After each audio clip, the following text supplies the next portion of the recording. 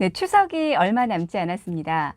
추석하면 풍요롭고 또 기름진 음식도 있고 참 기분 좋은 순간들이 떠오르죠. 그런데 명절만 다가오면 초조해지고 또 기분이 다운되는 사람들이 있습니다.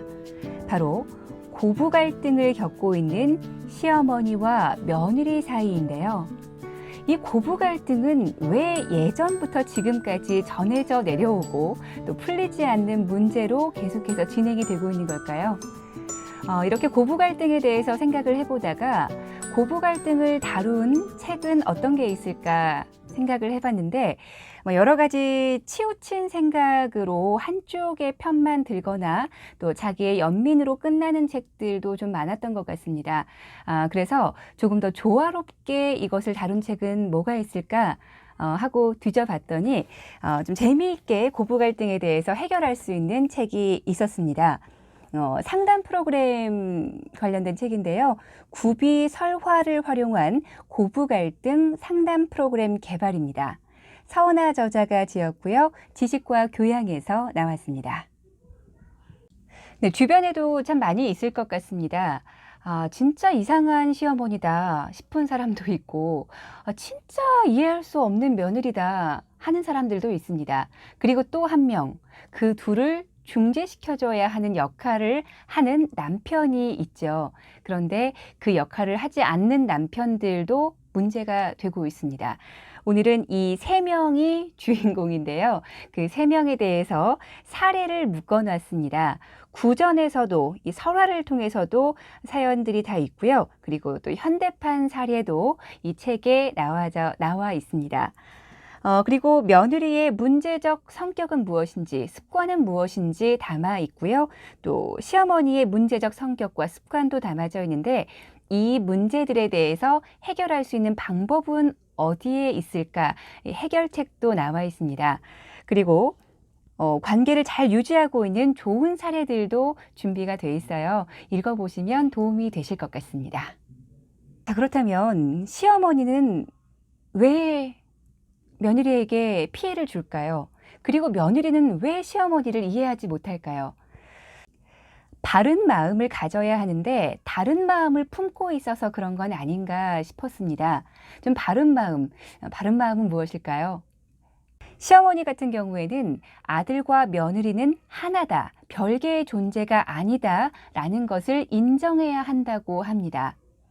그리고 남편은 어머니와 아내 사이에서 중재자로서의 역할을 충분히 해내야 한다고 합니다. 가끔 보면 그저 바라만 보고 있다거나 도망쳐 버리는 사람들도 있더라고요. 또 며느리는 어머니의 마음을 헤아릴 줄 알아야 한다라고 나와 있습니다. 이 세 가지가 바른 마음에 포함이 되겠죠. 늘 궁금했습니다. 같은 여자고 본인도 시집살이를 했을 텐데 왜 다시 며느리에게 시집살이를 물려줄까? 이런 생각을 해봤는데요. 이 책을 읽으면서 처음으로 알게 됐습니다. 우리나라의 모자 관계가 어머니가 아들에 대해서 매우 강한 집착을 보인다고 나와 있습니다. 그것이 전통적인 가부장 사회에서 며느리의 지위가 아들을 낳음과 동시에 격상되었다고 합니다. 어머니는 아들과 정서적으로 밀착된 관계를 그래서 형성하게 되었고 그것이 바로 고부 갈등에 영향을 주게 된다는 거죠. 저는 딸만 셋인데 지위가 아직 안 올라간 것 같네요. 바로 이런 심리적인 부분을 알고 넘어가면 며느리들도 어머님을 생각하는데 조금 가벼워지지 않을까라는 생각을 해봤습니다. 어머님들도 알게 모르게 형성된 이 심리 때문에 조금 더 아들한테 집착할 수도 있구나라는 것을 며느리가 어머니를 헤아릴 수 있는 좋은 계기가 될 것 같고요. 그리고 시어머니 같은 경우에는 아들에 대한 집착과 애정이 아들 내외가 살아가는 데 있어서 도움이 되지 않는다는 것을 알아야 한다, 일깨워 줄 필요가 있다라는 것을 강조하고 있습니다. 또 중요한 부분이 이 효자 남편에 대해서 나오는데요. 효자 좋죠. 효도 중요합니다. 그런데 늘 말씀드리는 건 지나치면 문제가 되죠. 어머니와의 지나친 정서적인 밀착은 아내에게 소외감을 불러일으키고 이것이 중대한 고부 갈등을 유발할 수 있다라는 것을 간과해서는 안 된다고 합니다. 부부의 결혼 만족도가 곧 고부 관계에 영향을 줄 수 있다라는 것 잊으시면 안 된다고 이 책에서 이야기를 하고 있습니다. 저는 이 부분이 굉장히 중요하다고 생각합니다. 그래서 많이 배우기도 했던 부분인데요. 100페이지에 나와 있습니다. 보웬의 다세대적 가족체계 이론에서는 정서적 관계를 중시하는데 자아 분화 수준이 낮은 부나 모가 자녀와 정서적으로 밀착하면서 삼각관계가 형성된다고 주장한다. 자아 분화란 개인 내적인 수준에서는 사고와 감정을 분리시킬 수 있는 능력을 뜻하며 대인관계 수준에서는 융합이나 단절을 예방할 수 있는 능력을 뜻한다. 이것이 안 된 미분화된 어머니는 아들에 대해 정서적으로 밀착하며 아들 부부에 대한 지나친 간섭과 잔소리를 하게 되고 이는 며느리와의 갈등 상황으로 이어진다. 이래서 그랬군요. 네, 조금 더 사고와 감정을 분리시킬 수 있는 연습을 해보면 좋을 것 같습니다. 이게 꼭 그러려고 했던 건 아닐 텐데 자신도 모르게 이렇게 치우쳐진 생각으로 며느리를 바라봤던 건 아닌지 다시 한번 일깨워 줄 수 있는 부분이었던 것 같습니다. 또 중요하다고 생각하는 부분이 나와 있습니다. 78페이지에 나와 있고요. 고부관계는 서로가 서로에게 적응할 수 있는 시간이 필요하다는 것이다. 시어머니는 며느리를 심리적으로 받아들일 수 있는 시간이 필요하고 며느리 또한 시어머니를 이해하고 받아들일 수 있는 적응의 시간이 필요하다. 이런 심리적으로 공부를 좀 더 하면서 서로 간의 관계에 대해서 생각을 하고 맞춰간다면 부딪히면서 갈등이 생길 때보다 조금 더 합리적인 관계가 되지 않을까라는 생각을 해봤습니다. 뭐 다 내 뜻대로 좋은 게 좋은 거지, 좋아질 거야 라는 막연한 기대 말고 상대의 입장을 헤아리면서 심리적으로 받아들일 수 있는 작업, 시간이 필요할 것 같습니다.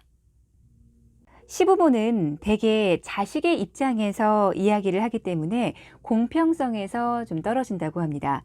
그래서 동서 간의 차별이 발생하기도 하는데 이게 또 큰 문제가 된다고 하죠. 근데 뭐 이 공평성이라고 해서 큰 차별을 두는 것이 아니라 부모님의 입장에서는 아무래도 경제적으로 조금 어려운 자녀한테 마음이 가게 돼 있잖아요. 근데 그것을 해석하는 며느리가 해석을 조금 더 투명하게 조금 더 정리를 해서 가는 게 좋다고 말을 합니다. 며느리의 열등감에서 시작이 된 문제인지 아니면 객관적인 감정에서 출발을 한 것인지 이것을 잘 들여다볼 필요가 있다고 이야기를 합니다. 이 구비설화에 좋은 예가 있어서 발췌를 해봤습니다. 현명한 동서지간의 모습을 다룬 이야기라서 짧게 정리를 해봤는데요. 시어머니가 가난한 작은 동서 내에 쌀을 큰 며느리 쪽에 있던 쌀을 작은 동서 쪽으로 옮겨 놓습니다. 그것을 큰 며느리가 봤는데 그때 아무 말 하지 않습니다. 그리고 저녁이 되자 작은 며느리가 그것을 봤더니 내목보다 더 커져 있는 것을 보고 다시 큰 며느리 쪽에 갖다 놓게 되는 거죠. 그것을 본 큰 며느리는 정직한 작은 동서의 마음을 보고 그 가정을 도와준다라는 그런 훈훈한 이야기가 있었는데요. 정직한 작은 동서, 어진 큰 동서에서 정리를 해봤습니다. 아주 큰 울림을 받았던 이야기였습니다. 여기에서 배워야 할 것은 상황에 빠르게 대처를 하기보다는 지켜봄으로써 시간을 얻고 고부 간의 갈등이 동서 간의 갈등으로 번지지 않게 하는 것, 이런 현명함을 배워야 하는 게 아닌가 싶었습니다. 뭐니 해도 관계를 깨지 않는 것이 가장 중요하잖아요. 또 불합리한 상황을 겪었을 때에는 상대방을 탓하며 얘기하지 말고 많이 들어보셨을 텐데요. 아이 메시지, 나의 감정을 솔직하게 전하라고 하는데 내 감정이 어떻습니다, 어떻다라는 것을 전하라고 조언을 하고 있습니다. 말하지 않으면 오해만 쌓이게 되겠죠. 내가 먼저 베품의 미덕을 발휘할 때, 그리고 상대를 좋게 여길 때, 여기서 중요한 건 쌍방, 서로가 서로를 좋게 여길 때 이렇게 관계에서는 향기가 날 것이라고 구비설화를 통해서 그리고 이 책을 거쳐서 이야기를 하고 있습니다. 네, 동의합니다. 동의하시나요?